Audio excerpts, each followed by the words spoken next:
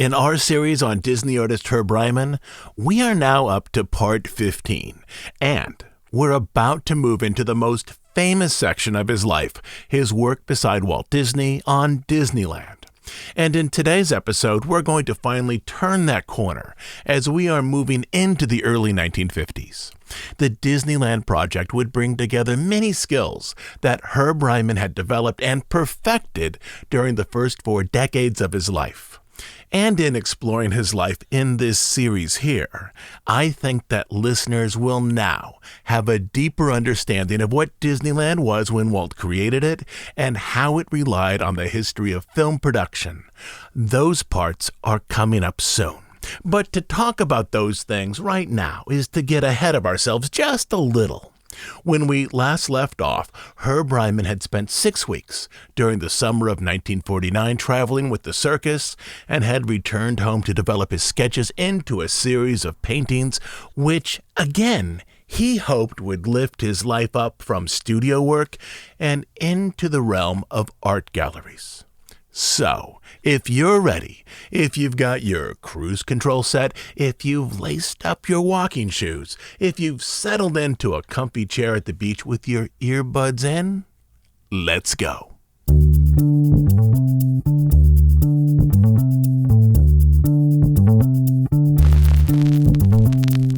The experience with the circus allowed Ryman to refocus his ambitions and identity as an artist who developed his own vision. In his home studio and in an art studio he rented on Chandler Boulevard in Los Angeles, he worked largely from sketches he had made while traveling with Ringling, quick drawings that captured individual performers and others that took in entire scenes. Though these paintings sought to preserve the experience of traveling with the circus, compared to his earlier canvases and watercolors, these were far more impressionistic and colorful. Circus roustabouts emerged from a swirl of gray and umber, securing tent ropes during a storm. One showgirl reclined into a cloth chair, while around her another rose up in a smudge of light to secure her feather headdress. A clown lifting a tiny umbrella gazed out at viewers from an arrangement of triangles.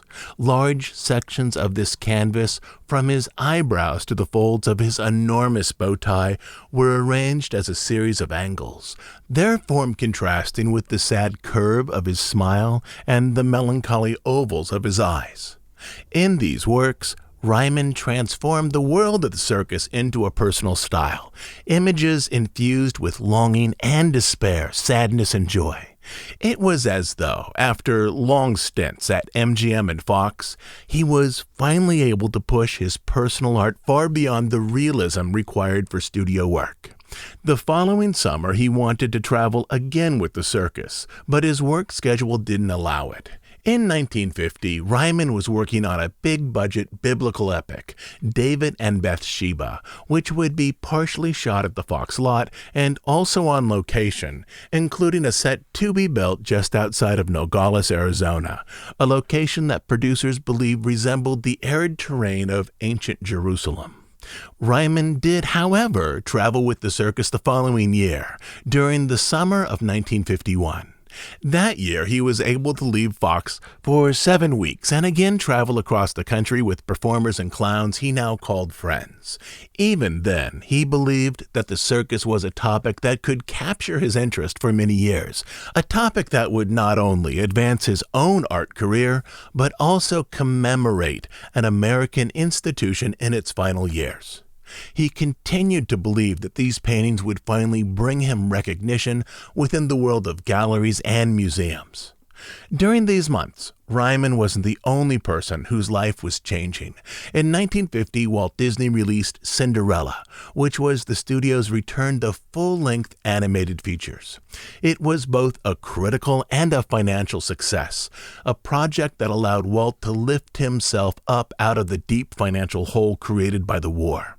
It was the first time in nearly a decade when Walt experienced some of the largeness of his earlier life, the success he had first experienced back in the 1930s. Walt's personal life was changing as well. He moved to the Holmby Hills section of Los Angeles, purchasing a massive double lot which gave him plenty of room to explore a new hobby. While his wife and daughters settled into the house, Walt, along with machinists from the studio, built the track course for a scale model railroad, a train large enough for guests to ride atop its boxcars and gondolas. The train had initially been developed at the studio, but now Walt wanted to arrange it at his home, complete with appropriate-sized landscaping, signs, bridges, and even a tunnel. The lower yard at his house also had a full-sized barn, which served as a workshop to store and repair the train. In 1950 and 1951, Walt invited over friends not only to ride the train, but to further develop its layout. Many friends were experienced woodworkers, machinists, and even train engineers. But Walt invited Ryman over to help with less technical jobs, such as painting small buildings and signs to be placed alongside the track.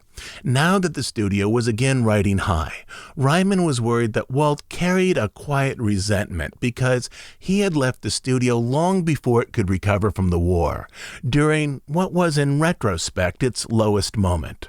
Similar to when he'd left Cedric Gibbons at MGM, Ryman again wondered if he'd undone an essential loyalty that once connected him to his boss. Over the years, this event, at least in his mind, had taken on additional significance, which, in a few dark moments, he thought amounted to a type of betrayal. "I had deserted Walt, which was a very criminal act," Ryman said. Ryman was also convinced that Walt, at least in moments of deep reflection, understood the situation from this same perspective. "Walt thought it was a criminal act, but I didn't think it was." But during social gatherings, Ryman allowed his anxiousness to fade into the background as the two of them met with friends to work on various projects. Whenever Walt worked on his backyard railroad, he was in a good mood, as though the concerns of the studio and of everything else had fallen away. One afternoon, as they were working on a station for the small railroad, Ryman noticed again that they were both enjoying themselves. "Hey," said Ryman, "this is kind of fun." Walt looked up at him, his face dotted with sweat. "If it isn't fun," he said, "why do it?" Then he went back to work. Another time, during one of the railroad's steam-up parties, Walt and Ryman were looking off at the valley that held the track and the miniature trees. "Herb," Walt began, "why don't you run the train?" Ryman had watched as other friends piloted the little train around its course, but mostly these friends were mechanically gifted and knew how to operate complex machinery. "No," Ryman said, "I'm not going to run the train. I might break it and then I'd never hear the end of it." As they stood there and looked at the train, Ryman could see that this whole yard was a small piece of Hollywood recreated at Walt's house, a railroad dressed with facades and miniature signs, something that might exist over at MGM or Fox. It was as though Walt were using the tools of studio life, through machinists, woodworkers, and set designers, to create a unique amusement in his backyard. It was a beautiful little train, Ryman said. Almost surely because of the circus paintings, Walt Disney began to see Ryman's abilities as an artist were expanding, and that his gifts now exceeded many of those who had worked at his studio. Ryman's paintings presented not only the visual identity of the Big Top, they communicated its mood, its underlying sense of wonder and gloom. They were atmospheric pieces as much as anything else, the presentation of a place mixed with strong feelings and a sense of personal longing. Walt felt that Herbie was the totally rounded Renaissance artist, one of Walt's friends would later explain. Herbie was an educated man in the arts and letters, in addition to being a graphic artist of great skill. One day, while Ryman was at Walt's house, Walt said, "Come on out into the kitchen, Herb. I want to talk to you." They moved away from Walt's friends and family, particularly Walt's daughters, until Ryman found that he was alone with Walt. "You know," Walt continued, "Sharon's going to be 16 years old. I want you to do a portrait of her. Will you do it?" Ryman knew that 2 years earlier, Walt had asked illustrator Nasa McMean to paint a portrait of his older daughter, Diane. McMean had created covers featuring beautiful women for Cosmopolitan, Collier's, McCall's, and the Saturday Evening Post. Her job had been to present Diane in a similar light. Ryman also knew that Norman Rockwell, a decade ago, had created charcoal sketches of his daughters. Simply being asked to create a portrait of Sharon suggested that Walt thought Ryman was in a category comparable to two of the most famous illustrators in America. But after various struggles to have his work acknowledged, Ryman couldn't easily accept such compliments, quiet as they were, even from Walt. "Well, Walt, that's very flattering, but you could get anybody in the country." Then Ryman suggested, "Norman Rockwell is a friend of yours." "Yes, I know I can get other people to do it," Walt said, "but I want you to do it." In this, Walt was acknowledging that Ryman was among the best, if not the best painter employed or once employed by his studio.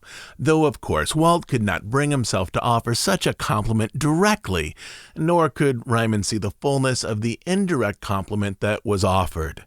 Neither person, as it turned out, was particularly good at communicating their emotions or understanding the complex emotional space that existed between them.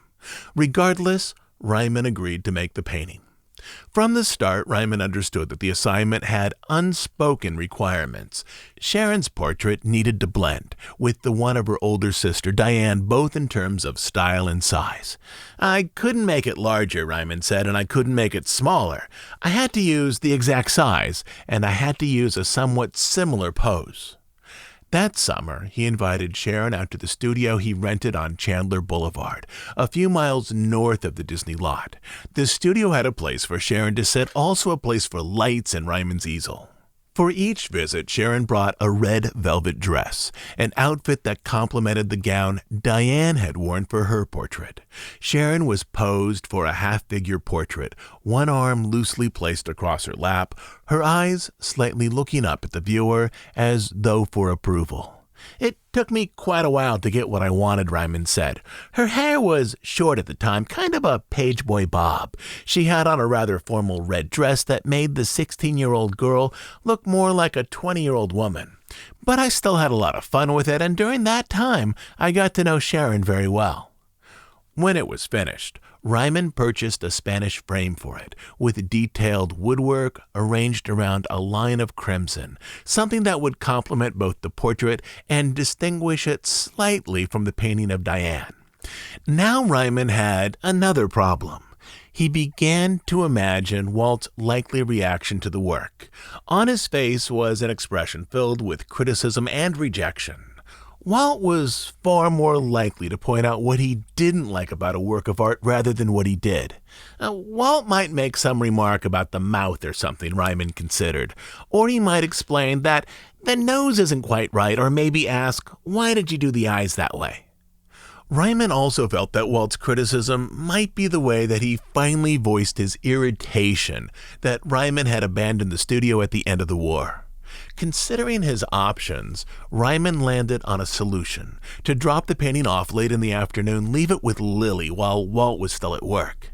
"Knowing that Walt never left the studio until after 6 o'clock, Ryman said, "I thought that was very clever of me." He called Lily and said that he was coming by with the canvas. Once there, Lily appeared pleased with the portrait. She complimented Ryman on how he'd captured the personality of her daughter. Ryman thanked her, but before he could leave, he heard the quiet thrum of a car, then footsteps along the walk. "Walt came in through the back door," Ryman explained, "and it was not even 5 o'clock. Then he understood his mistake. He shouldn't have called ahead. He guessed that Lily had called Walt and told him I was going to be over there. Ryman looked for ways to regain control of the situation, though his options were limited. "I'm just leaving," he said. Walt looked at the portrait, though Ryman would later say that it was not much of a look, which made Ryman again believe that Walt might criticize it. Once more, Ryman explained that he needed to leave. "So if there's anything you want me to do with the portrait, why, just let me know. You're the doctor." "Hell, I'm not the doctor," Walt said. "My wife's the doctor." Walt again looked at the painting. Now he questioned the shadow on the far side of Sharon's face, but Ryman explained that the shadow was intended and common in portraiture as a way of focusing the presentation and providing a sense of depth. Then Ryman noticed that Walt was looking at the painting with something that resembled admiration. They were both very gifted men, yet individuals with limitations. Walt had trouble expressing appreciation, even though he clearly appreciated Ryman's efforts, and Ryman was unable to say that he felt guilty for leaving Walt's studio, even though they both knew that the educational shorts were far beneath Ryman's abilities. The three of them, for a while, Walt, Herbie, and Lily, looked at the portrait, a beautiful work. Walt likely felt it was clear that he admired and appreciated Ryman's painting, but instead of talking about the portrait, he walked into the sitting room where he retrieved a small object on a shelf, a tiny thing. He held it so Ryman could see it. It was roughly the size of a pea. Ryman squinted to take it in. There are 49 elephants inside of that, Walt explained. He moved closer so Ryman could better see it. Using his fingernails, Walt opened the tiny container to reveal microscopic sculptures, little pieces of art that Ryman would later say were like grains of salt. Upon closer inspection, he discerned that they were tiny elephants made from ivory, each with legs, ears, a trunk, and tusks. Get a magnifying glass, Walt said, and you'll see what I'm talking about. Walt explained that a man had given these 49 miniature sculptures to him after Snow White and the Seven Dwarfs had been released, explaining that this gift was meant to bring Walt good fortune. The man had explained that 7 times 7 is 49, and 49 is a luckier number than 7, and elephant is the most good luck animal in the world, and ivory is good luck. Now we're gonna count them, Walt explained. See if they're still here. Hold out your hand. Walt poured the tiny elephants into Ryman's palm, but as he shook out the last few, he also bumped Ryman's arm, causing many elephants to fall like a tiny white stream into the thick carpet below. Walt's expression, eyebrow raised, darkened to irritation. You brought me bad luck, he said. You jiggled my elbow, Ryman replied. Even though Walt objected, Lily added, I saw you do it. You jiggled Herb's elbow. Bending down on their knees, Walt, Lillian, Herbie, and others looked through the carpet, using a magnifying glass and tweezers to recover the missing elephants. We got 37 of them, or something like that, Ryman said. Sensing how the mood had changed, Ryman thought that this finally would be the moment where Walt let loose his anger about Ryman leaving the studio. Here's the end of any friendship we ever had, Ryman thought. But surprisingly, Walt wasn't mad. He was relatively calm. The situation confused Ryman and made him reconsider their relationship. He had believed with the loss of the elephants, Walt would simply express all of his frustrations about Ryman, both new and old, but that had not happened, even though Walt had the perfect occasion to express his anger, the loss of the tiny elephants. For weeks, Ryman would replay this incident in his mind, trying to understand what Walt's actions revealed about him. At times he felt that those miniature elephants didn't matter much to Walt. It dawned on me later, Herb said, that Walt needed some reason for not talking about Sharon's portrait, which was very well received by the family. It cost him a few elephants, but once again Walt was able to avoid paying a compliment. But other times he thought the incident might have another meaning, something more significant, that Walt harbored no resentments, that there was a clean space between them, that Ryman was one of the few, if only, artists that Walt continued to see on a social basis after he quit the studio. Ryman wasn't always convinced that this interpretation was correct, but at least once he said, "From then on, my relationship with Walt was that of a friend." Not long after he delivered the portrait to the Disneys, Ryman set about to present his circus paintings to the world, both the watercolors and the oils. He was fortunate enough to arrange an opening of his work at the Farragher Galleries, a prestigious venue located in Midtown Manhattan.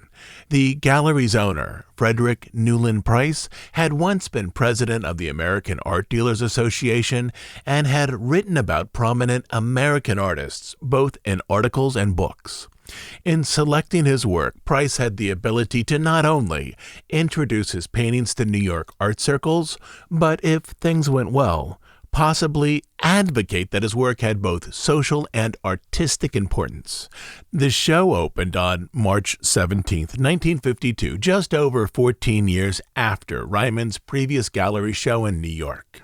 Emmett Kelly, one of the most famous circus clowns in the world, attended the opening party, a person who could verify the authenticity of Ryman's work. Around the room, illuminated by individual spots, were paintings that Ryman had worked on since the summer of 1949. A beautiful swirl of colors and images, canvases that held the history of the circus, an American tradition that many believed was beginning to fade away. The exhibit presented 40 paintings, both oils and watercolors. Critics were complimentary of Ryman's work. "Herbert Ryman paints so convincingly. His technique is so thorough," said one reviewer. But once more, reviewers didn't know how to configure Ryman's work with current movements in American art. His style had changed since his last gallery show, but beneath the colors and lovely layers of paint, reviewers also saw that the bones of these paintings, their visual architecture, was tied to older styles, even if the surface presentation held new wonders. "One does not label him either a modernist or a conservative," a reviewer explained. "His is simply good painting." But good painting without strong connections to modern visual theory remained a problem, at least in terms of collectors understanding how to value his work. According to exhibition information, his paintings were offered from anywhere between $100 and $300 apiece. If an average painting sold for $200, with the gallery typically taking 50%, Ryman would need to sell 23 paintings to simply reach the median national income of $2,300 per year, but Ryman's living expenses were far above $2,300 a year, with his large house in Van Nuys, his lovely clothes, and his penchant to eat out at restaurants. To be a professional artist at these price points, Ryman would likely need to sell twice that, something close to a painting a week all year round. During the days his paintings were on display, he sold only 12. Though the show would bring in some money, Ryman again understood that he was not yet able to support himself as a gallery artist. At least one painting went to a prominent collector, Peggy Guggenheim. Ryman recalled, "One of the great art collectors bought one of my circus elephants plowing a ditch around the big top during the rain." Ryman knew that the show elevated his visibility as a fine artist. It encouraged him to continue work on his circus images, but it also demonstrated that at least for now, he needed to support himself by working at Fox. On his way home from New York, Ryman visited his hometown of Decatur, Illinois, where he was invited to exhibit his paintings at the Art Center. Even if art critics in New York didn't fully know how to read Ryman's art, his friends and teachers in Decatur adored his creations. He had 28 paintings that hadn't sold in New York, 25 of them circus paintings. In Decatur, they were on exhibit only a few hours a day, with a town plan for school children to vote on the one they most liked and then to purchase it for the local museum. Others were purchased by local businesses, including a key portrait of Felix Adler, the clown who had posed with his tiny umbrella among a visual field of triangles. The owner of a local hotel, Jack Powers, bought it to display in his lobby. Now that his studio was again producing financially successful animated features, Walt again had time and money to explore his interests beyond film. For years, Walt had wanted to open an amusement park, a venture that would be an extension of his studio. Back in 1940, Walt had hoped to transform a corner of his studio lot into a showplace for animated adventures, with a full-size Dorf's cottage and a version of Pinocchio's village that guests could visit. But over the intervening years, his vision had expanded. He'd taken in ideas from a trip to the Chicago Railroad Fair and Greenfield Village in Michigan. He had also noticed how guests had responded with wonder to his backyard railroad. Now he wanted to develop land across the street from the studio into a series of themed areas. One section resembling a turn-of-the-century farm, another a western village, yet another a lagoon area with a 19th century steamboat, and so on. Ryman likely learned about this project from articles in the Burbank newspaper, including one that announced Walt Disney was developing a $1.5 million amusement area across the street from his studio. This project would have many challenges, the largest of which concerned funding. As Walt Disney Productions, a publicly held company, wasn't interested in expanding into outdoor amusements, Walt explored other ways to develop this project, specifically by starting a new company separate from Walt Disney Productions to oversee the park. Though Walt could personally finance design efforts for a while, this new company would need an income stream to construct the park. Then Walt took a cue from other Hollywood studios. Many Hollywood studios worked with outside companies to create shows for TV. Desilu Productions, with such shows as I Love Lucy, worked with Paramount. Review, with such shows as the Jack Benny Program, worked with Universal. Walt could create a production company that worked with Walt Disney Productions to create a show, or perhaps shows for TV, with the profits going to fund development of this amusement park. In this, Walt's business model quickly doubled in size. He now wanted to create both a show for TV and also develop an amusement park. In October of 1952, Walt obtained the television rights to the Zorro stories, a set of books that could be arranged into a TV series. A few weeks later, on December 16th, he established his own private company to create both the show and the park, a company that would technically exist as a separate entity from Walt Disney Productions, though clearly this new company would use Disney production facilities to create the new show in the same way that Review used facilities at Universal. To create a production team, Walt reached out to Herbie, who was still working at Fox. In all likelihood, Walt knew that Fox, like most studios, was reducing the number of films it put into production, as cinemas were losing audience share to TV, and as a result, Fox would trim its staff, with some of those recently laid off finding work in TV. Also, in all likelihood, Walt hoped that Ryman, with his experience in live-action production, might come back to Disney to head up this project.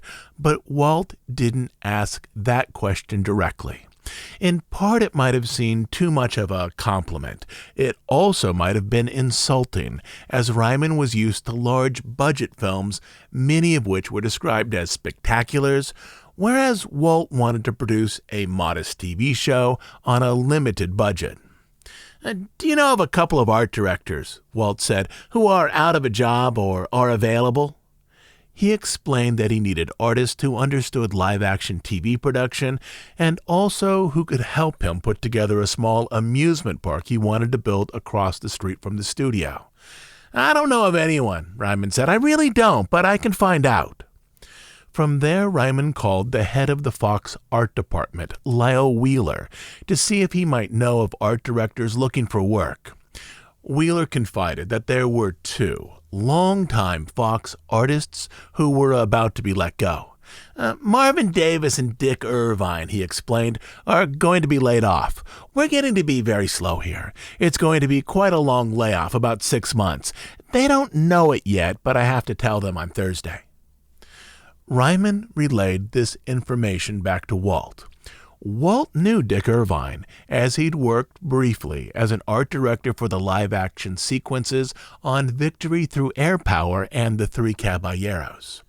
Walt waited until Friday to give Irvine a call and offer him the job, essentially overseeing live-action art direction for a proposed Disney TV series on Zorro, and also overseeing art development for the amusement park, a job that very likely was once intended for Ryman. Not long after that, Walt hired Marvin Davis as well. In the early months of 1953, Ryman worked on The Robe, another big-budget biblical epic. It was the story of a Roman tribune who oversaw the military unit responsible for crucifying Christ. But while he worked on this film, he heard small pieces of news, likely related from Irvine Davis or other common friends, about the development of both the Disney TV show and the park. To better generate money, Walt had expanded his idea from one TV show to 4. He had also expanded his idea for the park to something larger than had been initially presented in the Burbank paper. Though Ryman didn't know this by the summer of 1953, Walt, Irvine, Davis, and a few others on the project were looking at land options outside of Los Angeles for a park that would cost far more than the $1.5 million initially quoted in the paper. As Walt quietly explored plans for an amusement park, Ryman had a second gallery showing of his work in New York. This showing again elevated his status to that of a fine artist. But it didn't provide him with anywhere near enough money to leave behind his work at the studio. He was a man with the soul of an artist, a person who still longed to fulfill the dreams he had laid out for himself back in art school, but also a man who once again saw that these dreams were beyond his financial reach. He could only see a future in which he designed sets for movies, an endless series of highly detailed and realistic sketches that were forgotten once a picture was finished.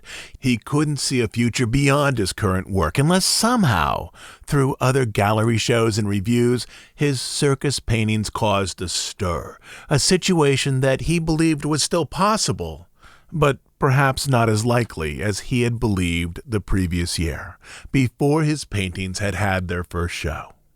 But here's what Ryman didn't yet understand.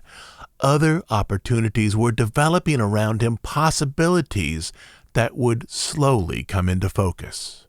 On Saturday morning, September 26, 1953, Ryman was at home working on one of his circus paintings when he received a call from Dick Irvine, now employed by Walt's new company, a venture called WED. Ryman recognized the note of hesitation in his voice. "We're over here at the Disney Studios," Irvine explained, "and Walt would like to talk to you." There was an odd formality to his tone, as though the politeness was designed to cover an underlying sense of urgency. Ryman then heard the sound of the receiver softly being shifted to Walt.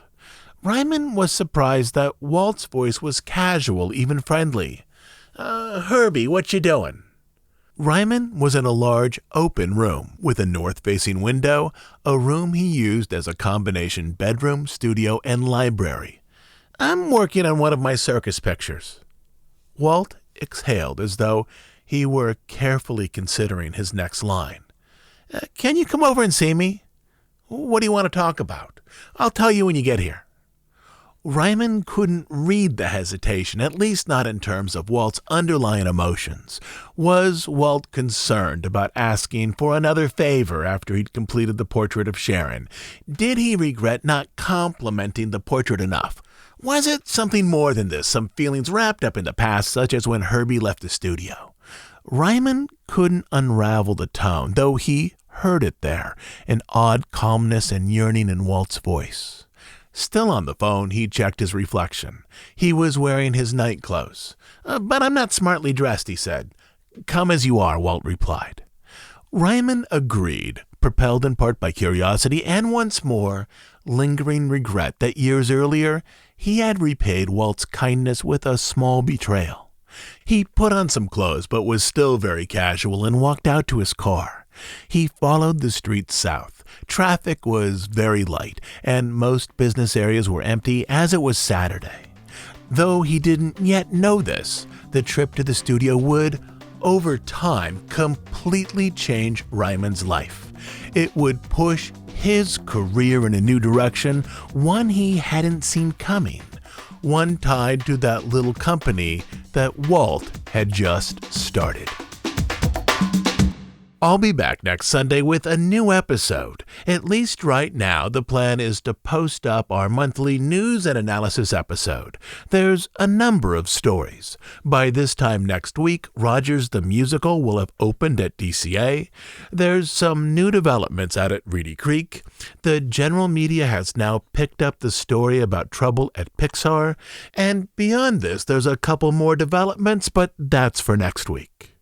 Lastly, we're an ad-free, listener-supported podcast. We do just two things: deep dives on stories related to the history of the Disney studio and the parks, and news and analysis of current events as they relate to the Disney company. We are funded entirely by listener contributions. On Bandcamp, you will find over 200 episodes not available on iTunes or anywhere else. But the best reason to become a Bandcamp subscriber is to support the work we do here and to make sure that this podcast continues to exist. You can become a monthly subscriber at dhipodcast.bandcamp.com. I'll also leave a link down in the show notes. So, until next Sunday, this is Todd James Pierce.